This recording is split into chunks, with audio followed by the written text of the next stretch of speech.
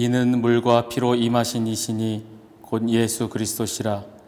물로만 아니요 물과 피로 임하셨고 증언하는 이가 성령이시니 성령은 진리니라.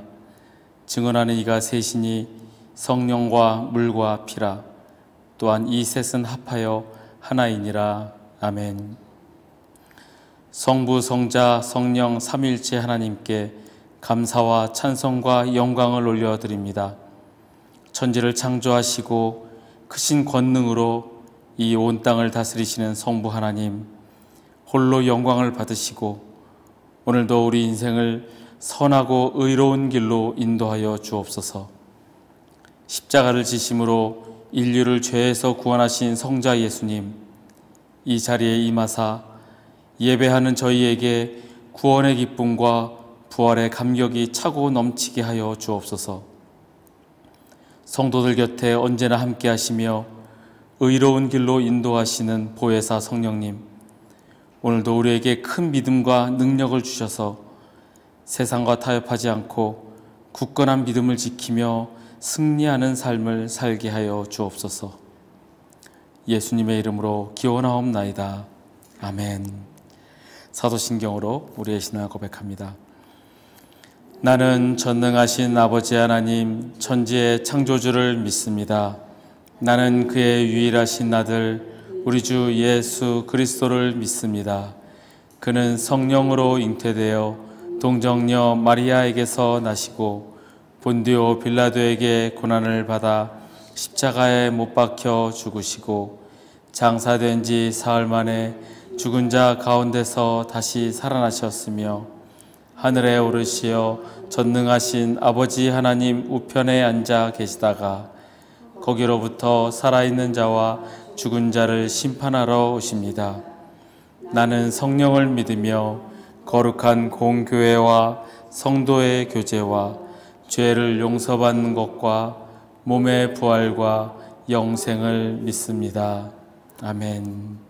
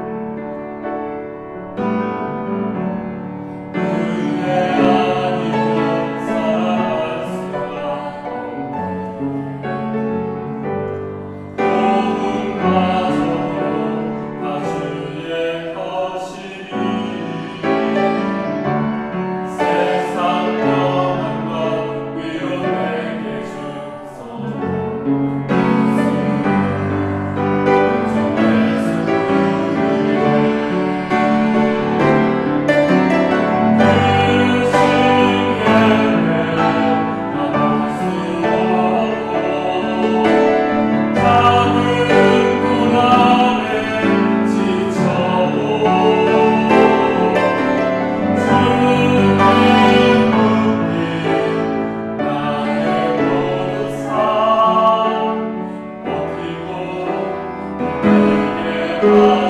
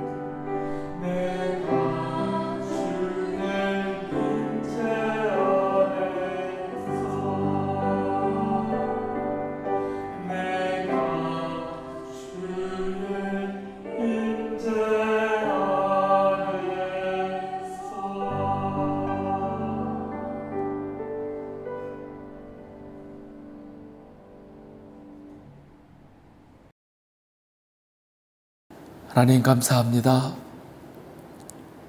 우리에게 주의를 허락하여 주시고 주님 전에 나와 예배 드릴 수 있도록 인도하시니 감사합니다.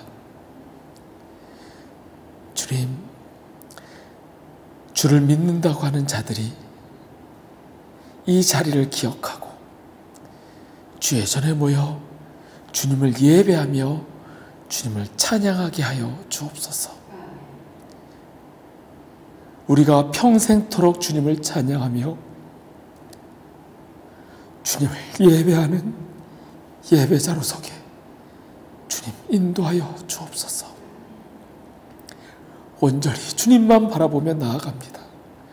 주님, 우리를 돌보시고 우리가 가는 길을 인도하시며 주님의 계획대로 따르며 순종하는 우리 모두가 되게 주님 인도하여 주옵소서. 성령님, 우리의 마음을 붙잡으시고 우리가 오직 주님만 바라며 나갈 수 있게 지치지 않고 나아갈 수 있도록 주님 인도하여 주옵소서. 감사드리며 예수님의 이름으로 기도하옵나이다. 아멘. 오늘 말씀은 마가복음 1장 16절에서 20절의 말씀으로 나를 따르라 라는 제목을 함께 말씀을 나누려고 합니다. 오늘 말씀을 제가 봉독하도록 하겠습니다. 갈릴리 해변으로 지나가시다가 시몬과 그 형제 안드레가 바다에 금을 던지는 것을 보시니 그들은 어부라. 예수께서 이르시되 나를 따라오라. 내가 너희로 사람을 낚는 어부가 되게 하리라 하시니 곧 그물을 버려두고 따르니라. 조금 더 가시다가 세베대의 아들 야고보와 그 형제 요한을 보시니 그들도 배에 있어 그물을 깁는데 곧 부르시니 그 아버지 세베대를 품꾼들과 함께 배에 버려두고 예수를 따라가니라. 아멘. 우리가 지금까지 인생을 살면서 나에게 선생님이란 존재가 없었던 적은 없을 겁니다. 누구에게나 학교 선생님이든 아니면 또한 자기가 멘토로 따르는 선생님이든 우리에게는 누구에게나 선생님이란 존재가 있습니다. 옛날 TV 프로그램 중에 TV는 사랑을 싣고 라는 프로그램을 기억하실 겁니다. 연예인들이 나와서 혹은 또한 어떤 유명한 사람들이 나와서 자신의 기억 속에 자신의 삶 속에서 잊지 못했던 그 사람들을 찾는 그런 프로그램입니다. 자신이 어려운 시절 도움을 줬던 사람, 또 혹은 어렸을 적에 짝사랑했던 소꿉친구나 또한 많은 사람들이 찾기를 자기에게 큰 영향력을 끼쳤던 선생님을 찾는 그런 프로그램이었습니다. 그 사람들의 사연들은 참 다양했습니다. 어떤 사람은 너무나도 가난해서 도시락을 싸서 가지도 못할 정도였는데 선생님이 도시락을 나눠주고 힘을 주고 용기를 북돋아줬던 선생님이 있었고, 또 어떤 사람은 나쁜 길로 빠질 뻔했었는데 선생님이 그를 다독이고 옳은 길로 인도해 주었던 그런 경험들을 이야기하며 자신의 스승을 찾는 그런 프로그램이었습니다. 저 역시 학창시절을 지나면서 기억이 나는 몇몇 분들의 선생님들이 계십니다. 제가 고등학교 1학년 때 주일학교 선생님의 그 가르침을 저는 잊을 수가 없습니다. 그 선생님은 어느 고등학교의 미술 선생님이셨습니다. 제가 그때 성경을 읽다가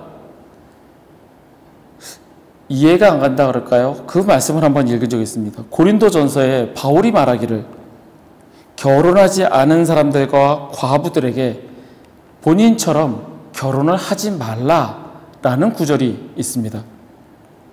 바울은 평생 결혼하지 않고 오직 복음만을 위해서 살았던 사람이었습니다. 제가 어린 나이에 그 말씀을 읽고 선생님께 질문하였습니다.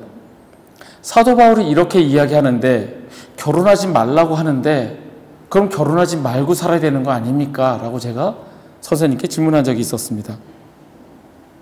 그때 선생님의 대답이 지금도 잊혀지지 않습니다.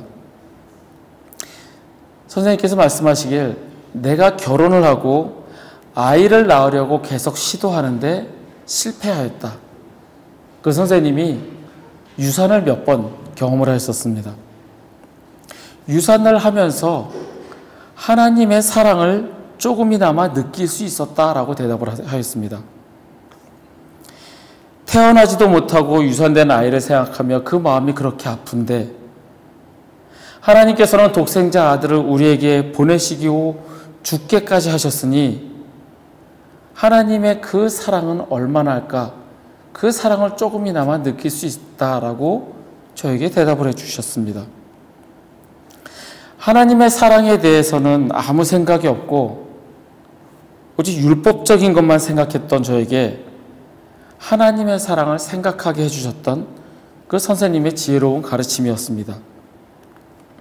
가끔 지금도 저는 그분이 어떻게 지내실까 한번 찾아보고 싶기도 합니다.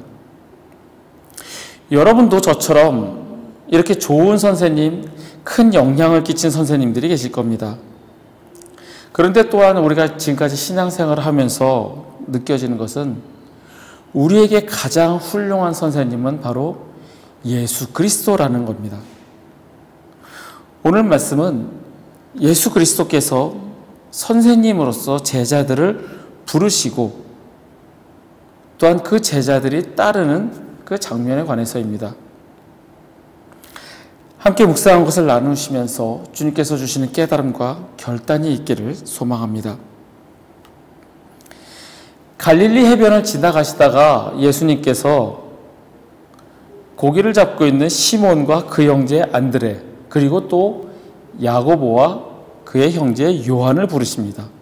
그리고 그들은 그 모든 것을 버려두고 예수를 따라갑니다. 선생님으로서 제자를 부르시는 장면입니다. 그런데 유대교에 있어서는 배울 사람이 스승을 찾아가서 배우게 해달라고 요청하는 것이 일반적이었습니다. 선생님이 다니면서 제자를 찾아서 너 나를 따라와라 이렇게 하지 않고 배우고 싶은 제자가 자기가 원하는 스승님을 찾아서 쫓는 게 일반적이었습니다. 지금도 아마 그럴 겁니다. 물론 우리가 학교에서 정규교육을 밟을 때는 선생님이 지정이 되어져서 우리가 선생님한테 배우지만 내가 정말 배우고 싶은 그 선생님을 쫓아서 그 선생님을 따라가는 게 지금도 그렇습니다. 대표적으로 얘가 저희 신대원 동기 형님이 그렇습니다. 그 형님이 늦은 나이에 신대원에 입학을 하셨습니다. 그래서 처음에 입학하였을 때 동기들이 모여 앉아서 어떻게 신대원을 오게 되었는지 어떻게 신학을 하기로 결심하였는지 그런 얘기들을 나눈 적이 있습니다. 근데 그 형님은 저희 학교에 조직신학 교수님 때문에 우리 학교로 오게 되었다라고 이야기를 하였습니다. 그 교수님의 조직신학 강의를 들으면서 눈물이 주르르 흐르면서 성령의 감동하심을 깨닫고 신학을 하기로 결심하였다라고 이야기를 하는 겁니다. 조직신학이라는 것이 참 어려운 학문입니다. 그런데 그 어려운 학문의 강의를 들으면서 눈물을 흘리고 감동을 한다? 공부를 싫어하는 저로서는 도저히 이해할 수 없는 그런 거지만 하나님의 역사하심은 각각의 성품과 인격과 학력과 그 모든 것을 각각의 개인에 맞춰서 안성맞춤식으로 하신다는 것을 또한 깨달았습니다.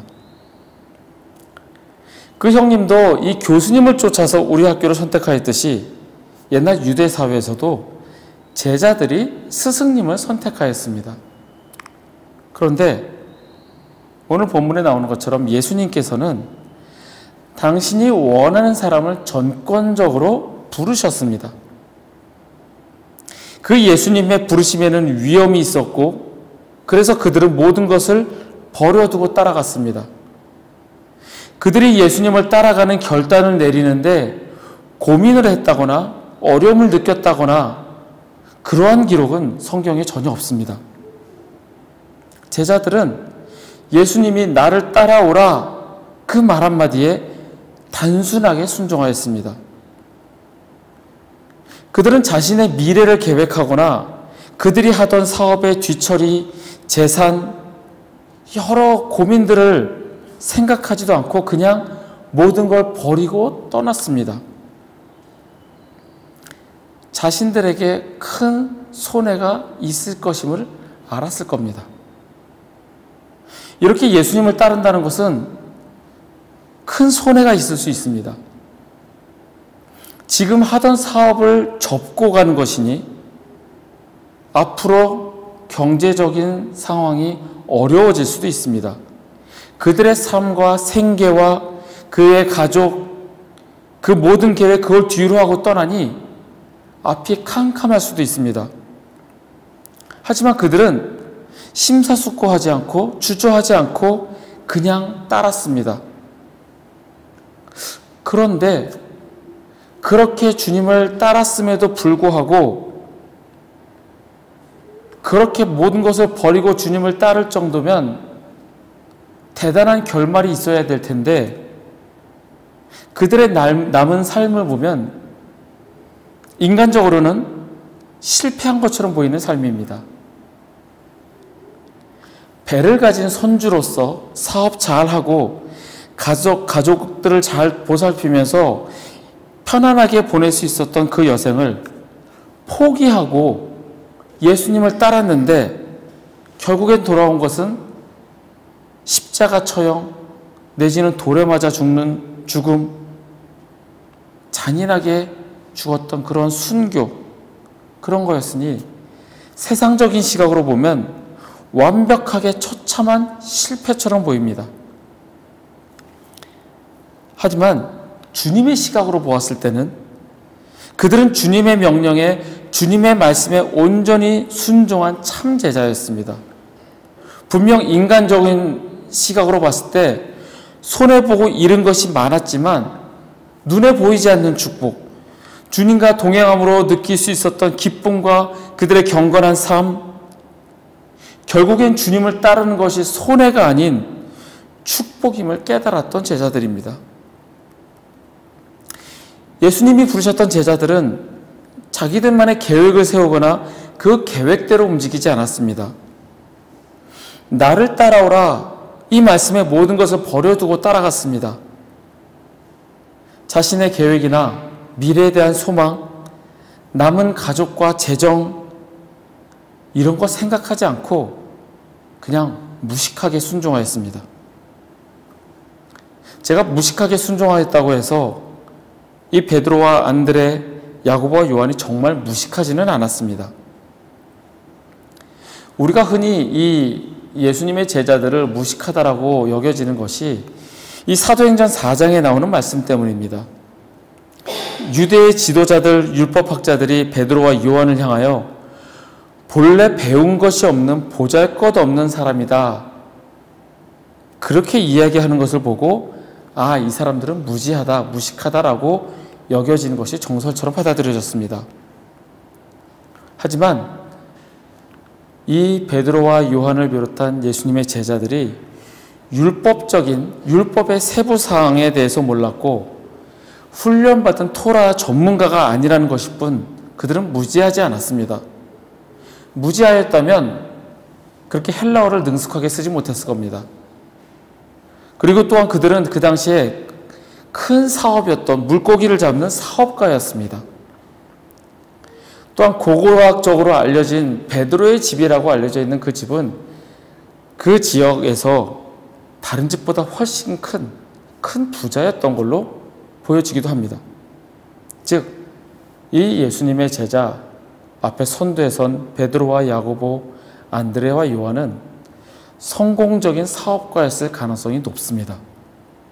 그러면 성공적인 사업가라면 이렇게 무턱대고 무대뽀로 생각 없이 움직이지 않는 사람들이라는 겁니다.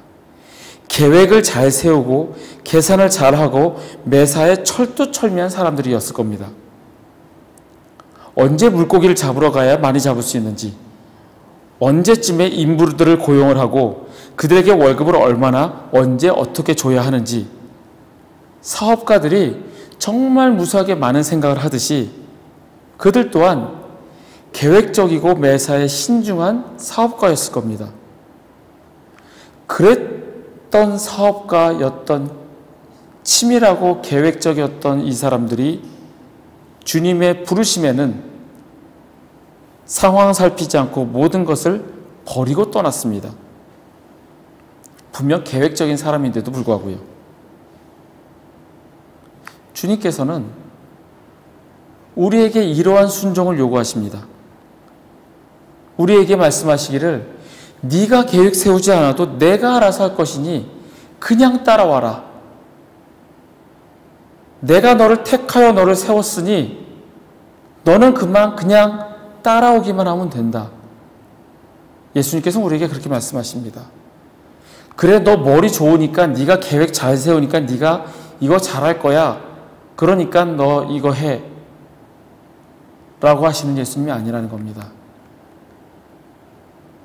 예수님에 비해 보잘것없는 우리의 능력으로 할 수 있는 것이 없음에도 불구하고 예수님께서 우리를 부르시고 우리를 따라오게 하시는 것은, 단지 우리에게 원하시는 것은 단순한 순종이라는 사실입니다.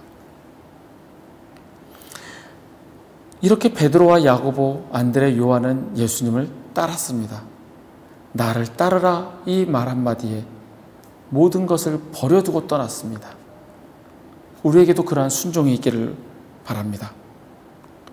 반면에 누가복음 9장에는 예수님을 따르고자 하였으나 따르지 못한 사람들이 나옵니다. 누가복음 9장 59절에서 62절 말씀입니다. 또 예수께서 다른 사람에게 나를 따라오너라 하고 말씀하셨다.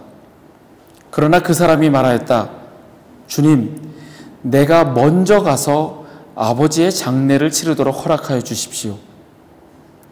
그러나 예수께서는 그에게 말씀하셨다. 죽은 사람들을 장사하는 일은 죽은 사람들에게 맡겨두고 너는 가서 하나님의 나라를 전파하여라. 또 다른 사람이 말하였다. 주님, 내가 주님을 따라가겠습니다. 그러나 먼저 집안 식구들에게 작별 인사를 하게 해주십시오. 예수께서는 그에게 말씀하셨다.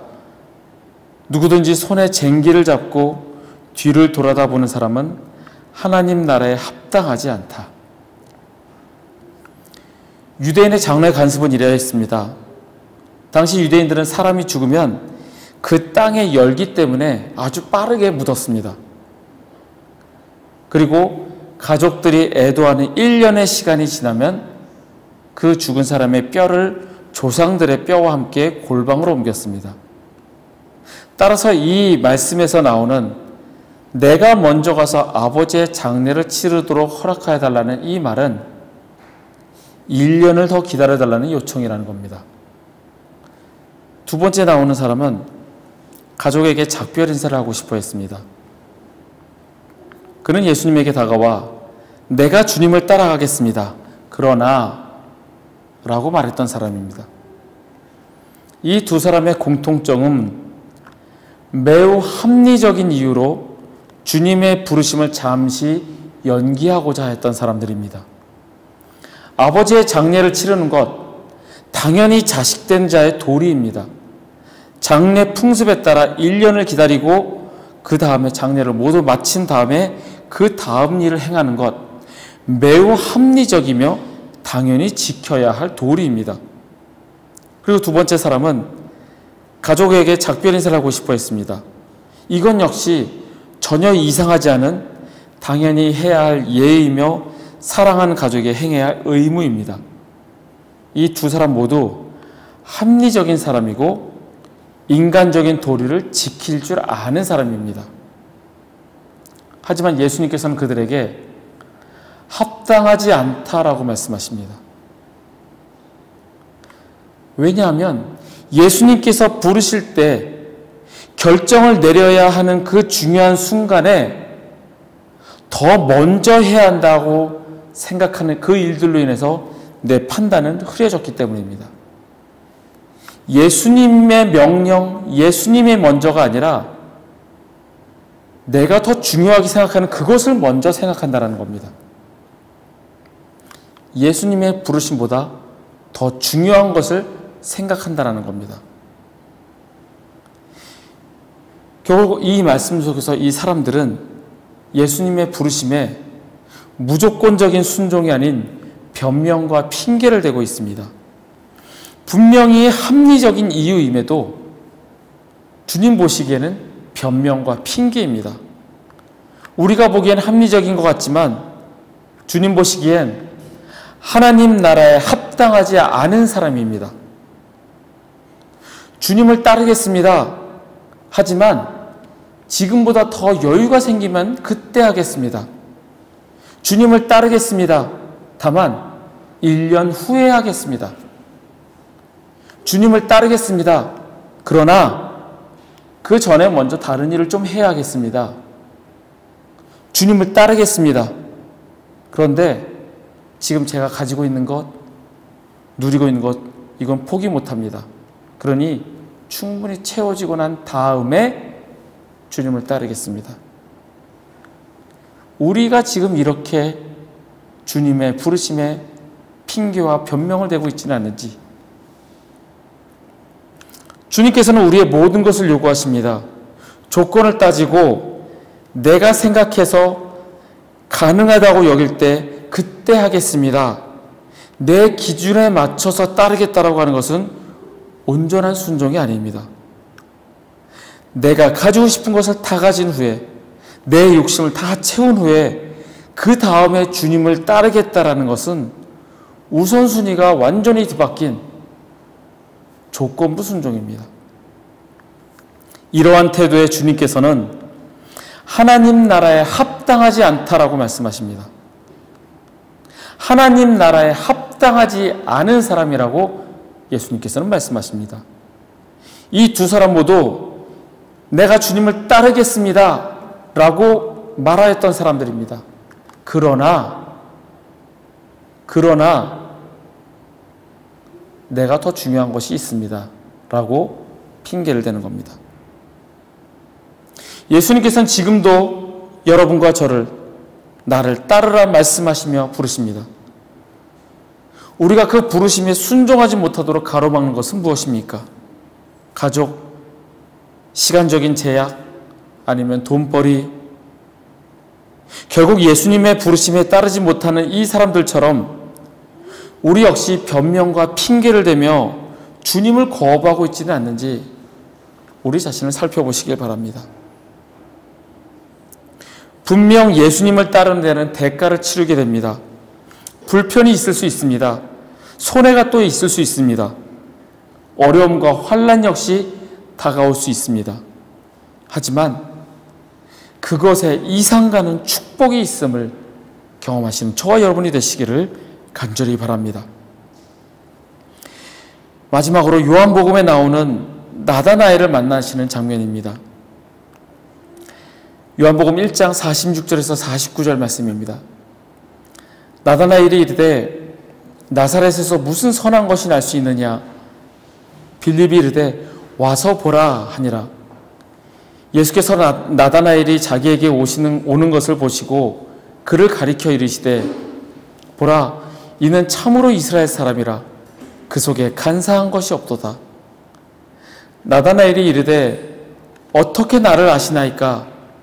예수께서 대답하여 이르시되 빌립이 너를 부르기 전에 네가 무화과 나무 아래에 있을 때에 보았노라. 나다나엘이 대답하되 랍비여 당신은 하나님의 아들이시요 당신은 이스라엘의 임금이로소이다. 아멘. 예수님께서 빌립을 부르시자 빌립은 그 동네 친구 나다나엘을 찾아가 예수가 메시아라고 이야기를 합니다. 나다나엘이 예수님께 오자 그를 향하여 참 이스라엘 사람이며 그 속에 간사한 것이 없다라고 예수님께서는 나다나엘을 향하여 칭찬하십니다. 자신을 알아보는 예수님을 향하여 나다나엘은 놀라게 됩니다.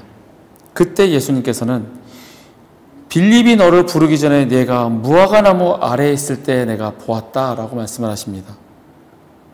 무화과 나무 아래에 있을 때 보았다. 이 무화과 나무는 구약 성경에서 종종 이스라엘을 나타내는 상징으로 표현됩니다. 그래서 유대인 랍비들은 종종 이 무화과 나무 아래에서 율법을 연구하거나 율법을 가르쳤고 또한 율법을 묵상하기도 하였습니다. 예수님께서 말씀하시는 내가 무화과 나무 아래에 있을 때에 이 말씀은 나다나엘이 그가 진심으로 하나님의 말씀을 묵상하며 이스라엘의 구원과 회복을 간절히 바라는 그 상태였음을 알고 계신다라는 겁니다. 즉 나다나엘의 마음속에 주님을 향한 갈망, 회복을 바라는 마음이 있었다는 것을 예수님께서는 아셨다라는 겁니다. 하나님을 향한 갈급함이 그에게 있었기에 예수님께서는 빌립을 통하여 그를 만나 주셨습니다. 우리는 모두 마음속에 갈망이 있습니다. 그 갈망을 해결하기 위하여 우리는 노력하며 살아갑니다. 경제적 성공을 위한 갈망이 있다면 어떻게든 그것을 이루어내려고 집중하고 노력합니다. 또한 성공하고자 하는 욕심이 있다면 꼭 성공하려고 합니다. 그리고 또한 요즘 유행하는 것처럼 힐링하고자 하는 그런 마음의 갈망이 있다면 음식으로, 여행으로, 또 그 밖에 다른 무언가를 통해서 힐링받고자 합니다. 여러분들의 마음속에는 어떠한 갈망이 있습니다. 갈망이 있습니까? 우리에게 필요한 것은 주님을 향한 갈망입니다. 하나님을 향한 갈급함이 우리에게 있을 때 주님께서는 우리를 만나 주십니다. 나다나엘처럼 말씀을 묵상하며 하나님 말씀 안에서 안식할 때, 그리고 그의 마음 가운데 주님을 향한 갈망이 있을 때 주님을 만나게 되고 그 주님을 향하여 당신은 하나님의 아들이시오, 당신은 이스라엘의 임금이로소이다 라는 위대한 고백을 할 수 있습니다. 우리 마음 가운데 어떠한 갈급함, 어떠한 갈망이 있습니까? 주님을 향한 갈망입니까? 아니면 나의 욕심을 채워줄, 나에게 단지 편안함과 위로를 주는 그러한 세상의 것을 찾습니까? 주님을 향한 갈급함, 주님을 바라는 갈망이 우리 가운데 있기를 바랍니다. 나다나엘과 같이 말씀을 묵상하며 하나님을 향한 갈급함이 있을 때 우리는 주님을 만나게 됩니다. 예수님께서 제자들을 부르시며 나를 따르라 말씀하셨던 것처럼 지금도 우리를 부르십니다. 주님을 따랐던 제자들처럼 내 계획을 따지지 않고 내가 먼저 해야 할 일들을 계산하지 않고 조건 따지고 흥정하지 않고 그냥 무조건적으로 순종하시는 저와 여러분이 되기를 소망합니다. 그리고 주님을 향한 간절한 갈급함이 있기를 바랍니다. 나다나의 마음속에 간사한 것이 없이 오직 이 땅을 회복시킬 주님을 기다렸던 것처럼 주님을 향한 갈급함, 주님을 향한 갈망이 우리 마음 가운데 있기를 간절히 소망합니다. 함께 일어나셔서 찬양하시겠습니다.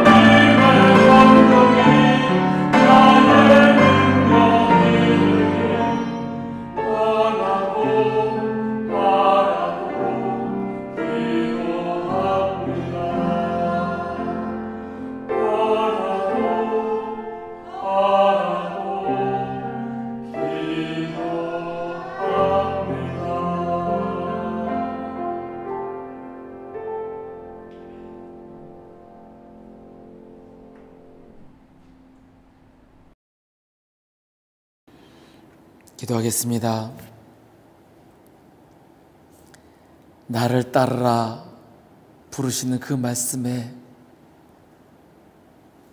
다른 무엇 생각하지 않고 오직 무조건적으로 순종하는 우리가 되기를 원합니다. 주님, 우리 가운데 그러한 믿음을 허락하여 주옵소서. 오직 주님을 따르며 주님께만 영광 돌리며 주님만 바라며 내 마음에 주님을 향한 갈급함이 있기를 소원합니다. 주님, 우리와 함께 하시어 오직 주님을 향한 갈망이 있게 하여 주옵소서. 여호와는 내게 복을 주시고 너를 지키시기를 원하며 여호와는 그의 얼굴을 내게 비추사 은혜 베푸시기를 원하며 여호와는 그 얼굴을 내게로 향하여 드사 평강 주시기를 원하노라.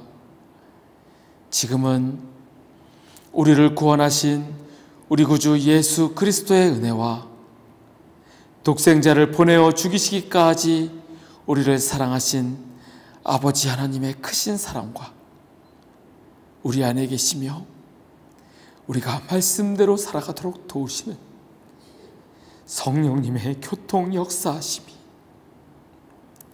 거룩한 주일 주님을 예배하며 주님을 찬양하며 주님께 영광 돌리는 우리 회복교회 교우들과 그 가정 위에 그들의 일터와 주의 날 예배드리기 위해 모인 전 세계 모든 교회 위에 우리 조국 대한민국과 이 땅 말레이시아 위에 지금부터 영원토록 함께 하시기를 간절히 축원하옵나이다. 아멘.